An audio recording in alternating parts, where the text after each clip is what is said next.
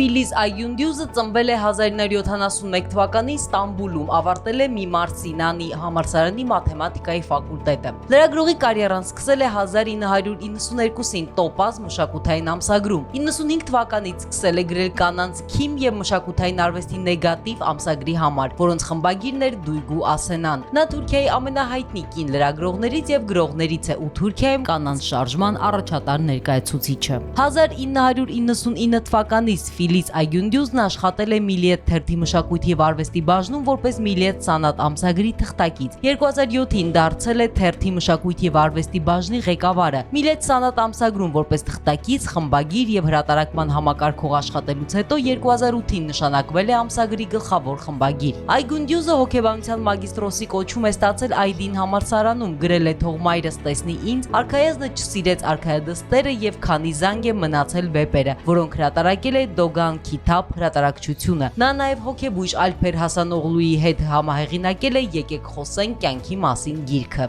Այգյունդյուզը ներկայումս Թուրքիայի ամենահին արվեստի եւ մշակույթի ամսագրերից մեկի 52-ամյա Միլիետ Սանատ ամսագրի գլխավոր խմբագիրն է եւ ղեկավարում է Միլիետ Քիթաբ հավելվածը։ Միլիետ թերթի իր մի բաժակ սուրճ Սյունյակում կիրակի օրերին գրում է մշակույթին եւ արվեստին նվիրված հոդվածներ։ Ֆիլիզն ընտրվել է որպես մենթոր եւ դասախոս մասնակցելու 2024 թվականի հունիսի 17-ից 22-ը Երևանում անցկացված Գրենք Հայաստանում ստեղծագրության միջազգային ճամբարին, որին մասնակցում էին երիտասարդ գրողներ եւ լրագրողներ Հայաստանից եւ Թուրքիայից։